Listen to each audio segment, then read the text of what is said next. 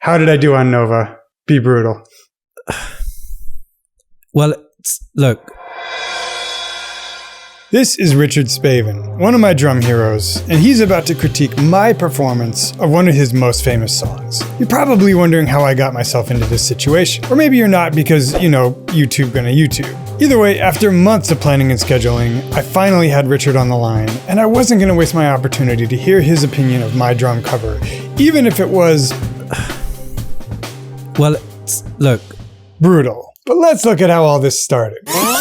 Around 2016, people started sending me footage of this English drummer. He was super unique. And you couldn't quite put your finger on it, but he was doing something different. Feeling so fine. He was playing with people like Jose James. Just wanna taste you. But he also had a bunch of great solo stuff. So I made a couple videos about him.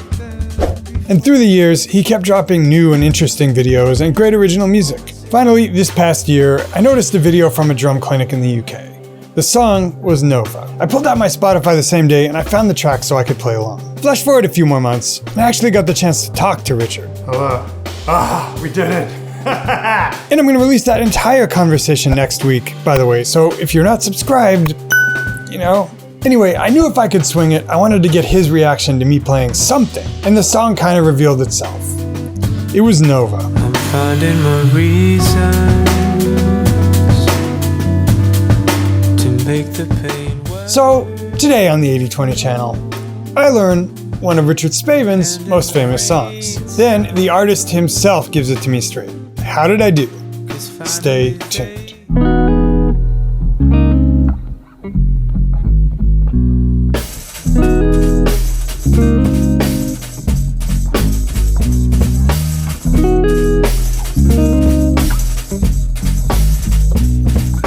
Okay, you guys, day one. Richard Spaven, Nova. Richard does not know I'm doing this yet. Probably gonna do little rehearsal, one take today, listen to that, then do another take tomorrow, and hopefully Richard will listen, hopefully Richard likes it. Let's go.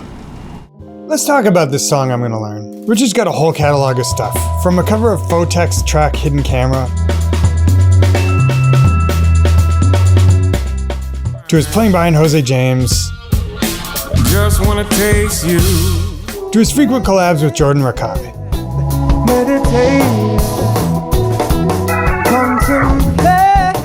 And it's just such a collab we're going to be learning with Nova. It's a gentle ballad with a soothing backbeat, except for one thing. This delicious, delicious offset. To make the pain worth it all. No, that's not a bar of 17/16 or anything. It's just 4/4 with the downbeats delayed. Here's Richard describing it from his own Meinl video. It looks like it's slightly out of sync. It's not, it's perfectly in sync. It's just that I'm missing off the first 30-second note of a lot of the phrases, which just gives an interesting little swung tension. So let's go to the kit and see what we're dealing with. Picture playing a normal backbeat with straight 16ths.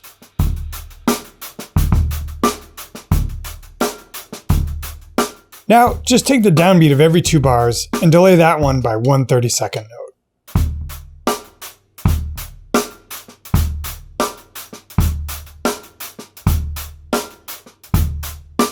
So that you get the idea, I'll slow it down and try to play continuous 30 seconds on the hat.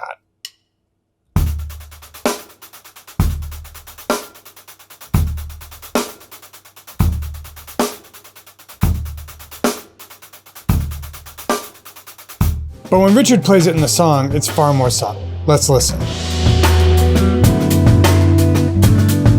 I'm finding my reasons to make the pain worse. Here I am trying to duplicate the effect.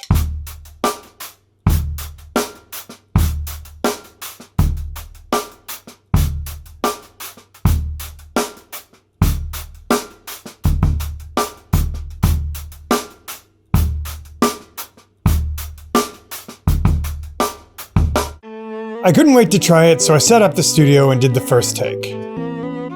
Boom, not having listened, good warm-up take, I think. Yeah, it's kind of like day one, we just wing it. After that, we listen, then we make adjustments day two. So just a couple of song type things I'm going to adjust in the next take. Just try to let it flow a little bit better. But yeah, it was fun. I started to feel the muscle memory creeping out of me, trying to keep it organic. All right, y'all. Let's listen to a little How I Did.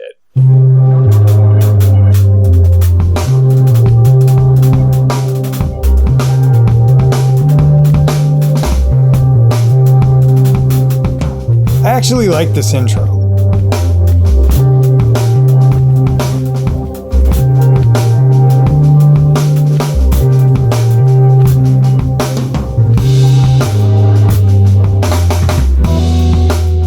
Let's listen to the verse. I'm finding my reasons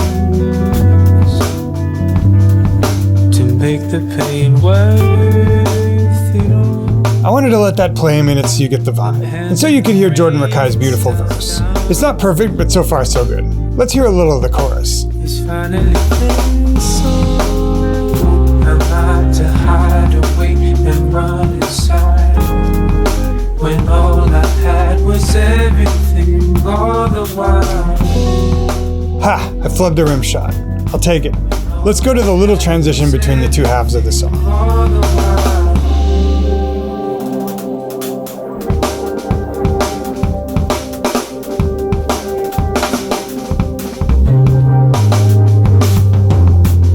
Okay, I know like you that bit. In fact, let's pause. When I'm playing the music, sure, I like to get my chops out, but I don't actually judge how well I did by did I pull out a hot lick. Think of drums like a conversation. Somebody asks you a question, you can go, man of few words. What must be done?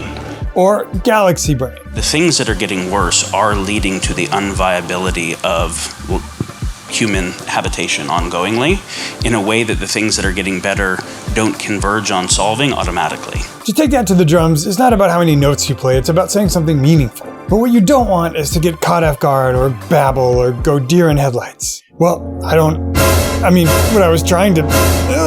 help! And that's kind of how it looks listening to this transition. I'm kind of like, who, me?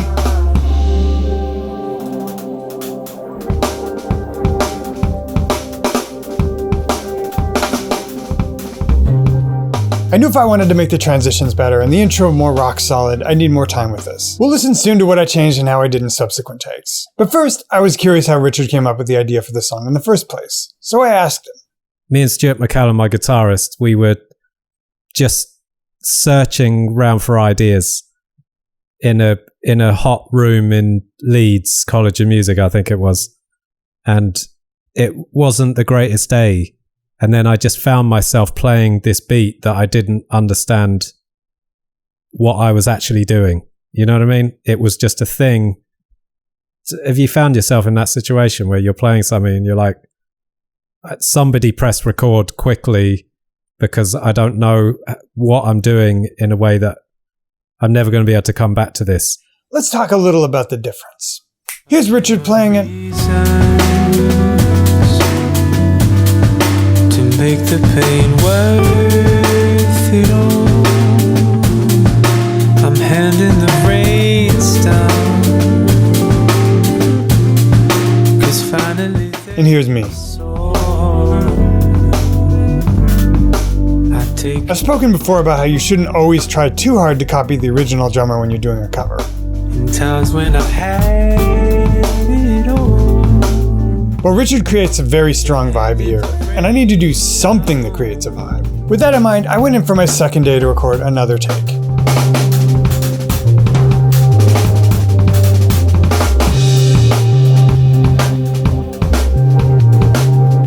My intro is definitely more choppy here than day one. I'm not sure I like it better.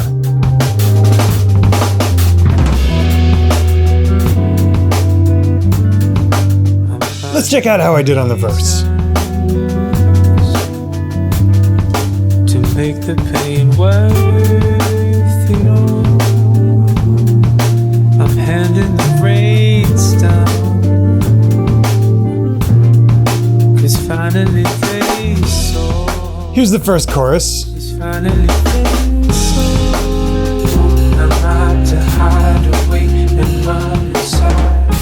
It's definitely more muscular than the first go. If I had a third take, I'd maybe try to retain the confidence, but make it a little more subtle. Now let's see how I did on that almighty transition.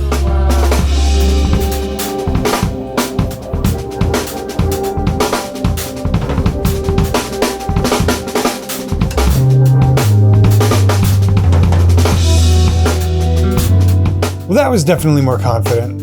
If I had another go, I'd try to make the beat even more clear. Even though I nailed the chop there, it felt floaty to me as a listener. Anyway, I needed a take to send to Richard, and this was gonna have to be it. Okay, we finally got one I'm satisfied with. Day 2 is so much harder because you've already gotten decent takes, and now you're just back here trying to like perfect everything, and that's like monumentally more effort because all of a sudden there's every 16th note that they'll... It's a whole thing. Anyway, you guys, I think we got one. We'll see what Richard thinks. There. I'd done at least something that was personal. Even if I could keep nitpicking, I knew I'd left it all on the field. In the meantime, this happened. Okay, so Richard's agreed to take a look at the clip. Let's send it through and see what he says. Then, it was the day of the interview. All right, so it's the day of. We're talking to Richard in T-minus 15 minutes. Can't believe he agreed to listen to the recording, but I'm amazed. I'm a little nervous. We'll see what he says. Will we break the ice first? Who knows? But from here on out, it's going to be in the record book, so let's see. I hope he likes it. Hello. We did it. Yes! Richard had reviewed my take, and now it was time to ask him. How did I do on Nova? Be brutal. Well, look, I've got a lot of respect for you as a drummer and as an educator, right? I feel like I can't really critique your drumming in terms of the fact you're a great drummer, right? But what I can critique is, because it's one of the most personal relationships that I have, is between me and my music, right? Mm-hmm. So I can talk about what I see to be your relationship with my music. Oh, I love this. I love this direction. Tell me more. Right. Well, so I think that in the main groove, in the 30-second note part of it, mm-hmm. I think you prioritize the 30-second note too much, and the backbeat not enough. Mm-hmm. Whereas I think if you listen to mine, and that's what I wanted it to have, is, you know, a lot of my music, I don't want people to come away thinking, oh, that was clever, what's going on there. I want them to come away thinking that's a great piece of music, loved it. Do you know what I mean? So it's kind of, when there are these little twists and kind of extra undercurrents going on in my music, it's about just trying to get them into, like, so embedded that I can just offer them up as such a sort of repetitive, consistent part of the music that they don't kind of they're not overbearing in the groove itself. So to me, when I think of the Nova beat, it's just a backbeat with a little kind of some lightness around that 30-second note business, which is great if we're drummers and we want to talk about that. That's a thing. But it's like the way that has to go down is just in a subtle kind of way. And what I've realized from that tune as well is, like, the same way that we use, you know, we don't think of it so much, but like looping a piece of music is a huge aesthetic in music. You know, in terms of hip hop, you could sort of base hip hop is the sound of a loop has a vibe immediately. It offers something up. Right. So Nova kind of had that sort of thing. It had to establish a kind of a loop kind of vibe in terms of using that idea over and over again. I consider this completely valid. Richard was the architect of the entire song, from composition to production, and his drumming was a means to that end. He was going for a very specific vibe. Then I get a hold of it, and it's more like fun track to chop over.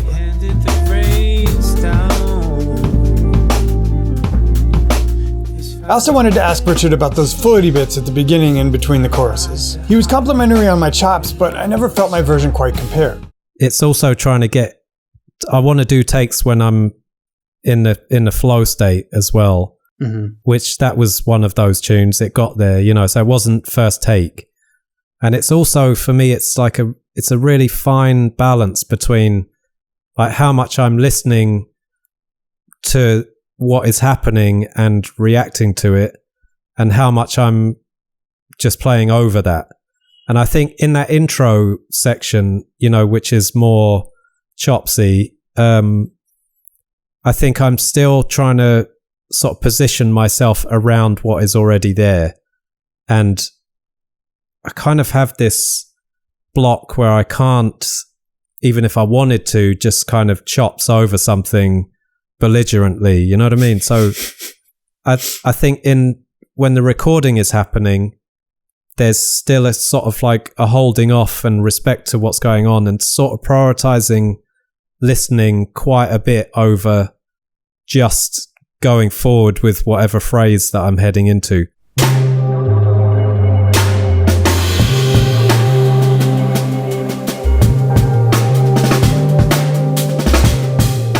I might just have to chalk this up to the song being Richard's end to end, but the fact he created a vibe that's very him, and that's why we love listening to it.